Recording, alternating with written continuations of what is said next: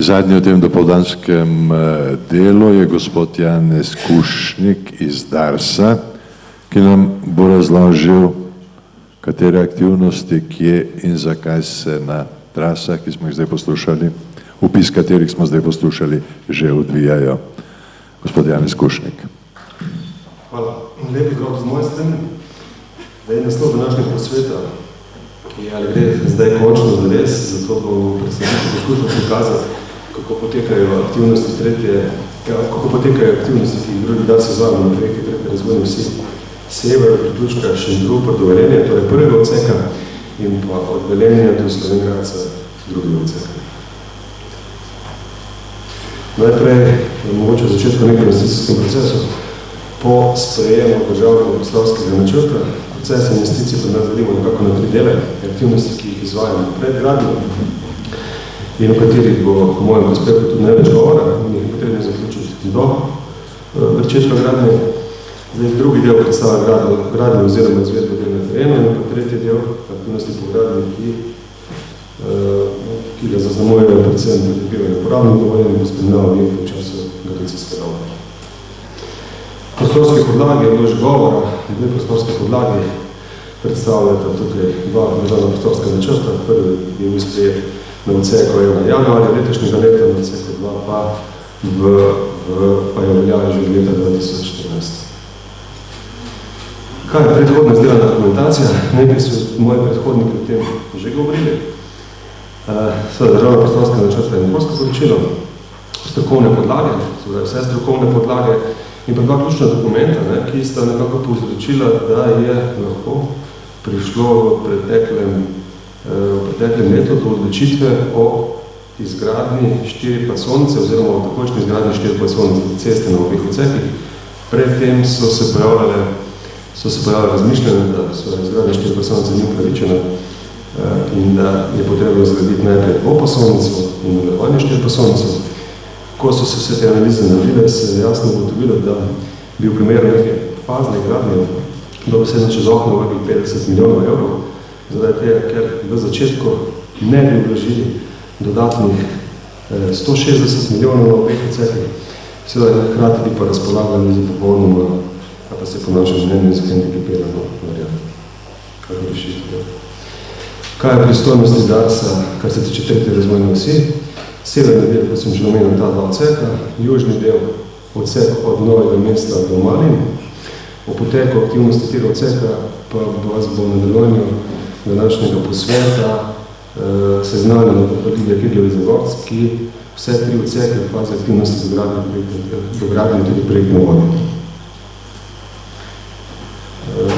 Glavni tehnični elementi nove cestne povezave severnega dela, 32 km, nekaj manj kot 32 km dolžine.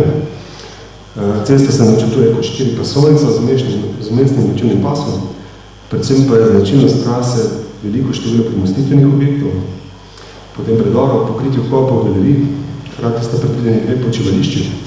Ena, mislim, da je priključko Podgora, kjer je načrtovana tudi državna baza, na drugem odseku pa je počivališče predvideno v Podgorju. Ocena investicijske vrednosti na osnovi, da se zdaj izdelane dokumentacije. Zdaj, podlage so tukaj idejni projekti, idejne zasnove in študije. Za oba odseka znaša cirka 700 milijonov evrov, to so vrednosti brez davka. Drugi odsek so višji, težji, 420 milijonov in pa prvi odsek 282 milijonov. Zdaj, natančnejše vrednosti investicije bojo opredeljene v investicijskem programu, katerega podlago pa bo že predstavljena detaljnejša projektna dokumentacija, to govorim predvsem o projektih za pridobitev gradbenega dovoljenja. Toliko o predhodni izdelani dokumentaciji in podlagah za nadaljevanje investicije. Zdaj na zaslovno vidite aktivnosti, ki sledijo, govorimo o parcelaciji in pridobivanju potrebnih nepremičnin, predhodnih arheoloških raziskavah, geološko-geomehanskih raziskavah in pa projektnih dokumentacij. Parcelacija. Zdaj, sklenjeni imamo tukaj 2 pogodbi z 2 izvajalcema, dela potekajo na obeh odsekih sočasno. V prvi fazi pa izvajamo parcelacijo na gozdnih zemljiščih, parcelacija kmetijskih in stavnih zemljišč v nadaljevanju. Sama parcelacija je seveda podlaga za, oziroma zaključena parcelacija, je podlaga za cenitve in pa odkupe nepremičnin. Pridobivanje nepremičnin. Tukaj imamo sklenjene 3 pogodbe z 3 izvajalci. Prav tako so sklenjene pogodbe s cenilci nepremičnin. Mislim, imamo tukaj razpolagamo za pogodbom cenilcev vodnih zemljišč, kmetijskih zemljišč in ekonomskih cenilcev. V teku javnega naročila pa je še postopek za pridobitev stavnega cenilca. Skupaj na obeh odsekih je predvideno tako preko 2500 parcel in pa 146 objektov, pri čemer so to številko objektov všteti vsi objekti, stanovanjski, pomožni in pa gospodarski objekti. Zdaj, prioritetno bomo pridobivali objekte, ki so predvideni za rušenje. Predhodne radiološke raziskave. Tukaj imamo sklenjene 2 pogodbi z 2 izvajalcema, vsak na svojem odseku. Z temi raziskavami bomo lahko pričeli, ko pridobimo soglasje lastnikov in pa pridobiti moramo še kulturno-varstveno soglasje s strani Ministrstva za kulturo. Kako je z okoljevarstvenim soglasjem?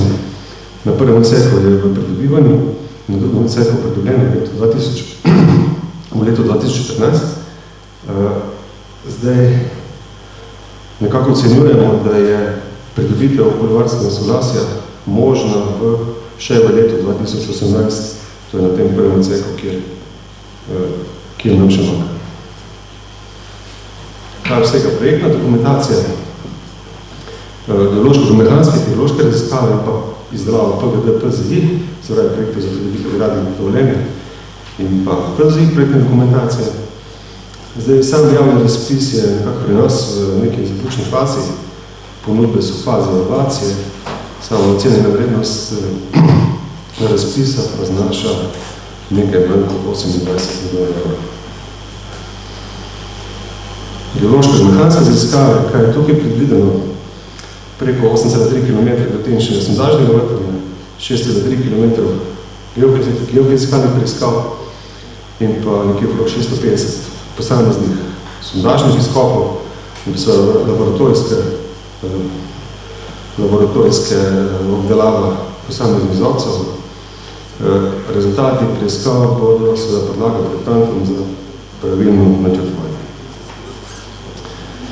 Zdaj, na tem sladu sem hotel želel prikazati, kak je podroben obseg, ki ga zajema izdelava projektne dokumentacije, da je od geodetskih načrtov posameznih projektov za pridobitev gradbenega dovoljenja, projektov za izvedbo hitre ceste, navezovalnih cest, premostitvenih objektov, prenovi galerij, protihrupnih zaščit, do ravnanja z viškim materialom.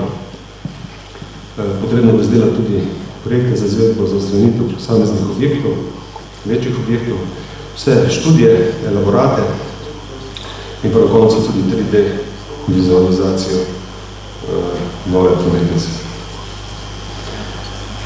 Zdaj, ocenjujemo nekako, da bomo lahko zaključiti postopka javnega naročila za izvedbo teh geološko-mehanskih hidroloških raziskav in izdelava projektne dokumentacije, zaključen nekje predvidoma v maju 2018. In zdaj, uspešen zaključek tega omenjenega javnega naročila bo pa v veliki meri zaokrožil v bistvu spisek potrebnih pogodb za izvedbo aktivnosti, ki jih potrebujemo v fazi do pričetka gradnje. Še glede pridobivanja gradbenih dovoljenj. Zagotovo bomo pridobivali več delnih gradbenih dovoljenj. Sam koncept pridobivanja pa bo temeljil na faznem pristopu gradnje, se pravi, pričeti potreba z posameznimi pripravljenimi deli, premostitvenimi objekti, nastopnimi poti, eventualnimi deviacijami, ki bo potem omogočala izvedbo glavnih del. Kaj je tukaj še pomembno? Pred pričetkom javnih, se pravi objav javnih naročil za pridobitev izvajalca gradnje bo potrebno zagotoviti finančne sredstva za gradnjo in pa potrditi investicijski program. Teh sredstev danes še ni zagotovljeno. še v zaključku predstavitve način podajanja informacij o poteku posameznih aktivnosti. Zdaj na naši spletni strani smo spostavili pregled ključnih aktivnosti pri načrtovanju tretje razvojne osi ter podoben semafor,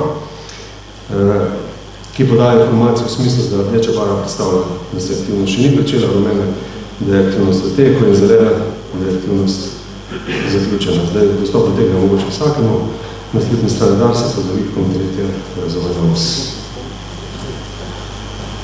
Toliko z moje strani in hvala za pozornost.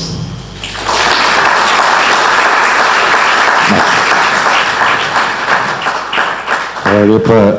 Malo, če počakajte, prosim, gospod Kušnik, zdaj nam bo ostalo 20 minut za dopolnitve tega, kar smo slišali, pa vas prosim, če malo razmislite o tem, kdo bi želel še kaj dodati.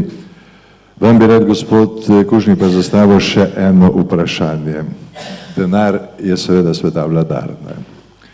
Pred časom smo slišali, da sta v neposredni povezavi tudi drugi tir in tretja razvojna os. Ko je kolega Marcel Štefančič, mislim, da pred 2 mesecema vprašal državnega sekretarja, kaj bo brez madžarske finančne udeležbe pri tretji razvojni osi, je dobil en zanimiv odgovor, ki ga bomo zdaj slišali, pa prosim tehnika, če mi lahko zavrtite ta odgovor. Se pravi, gospoda Štefančiča je zanimalo, kaj bo, če se Madžari iz projekta drugega tira umaknejo.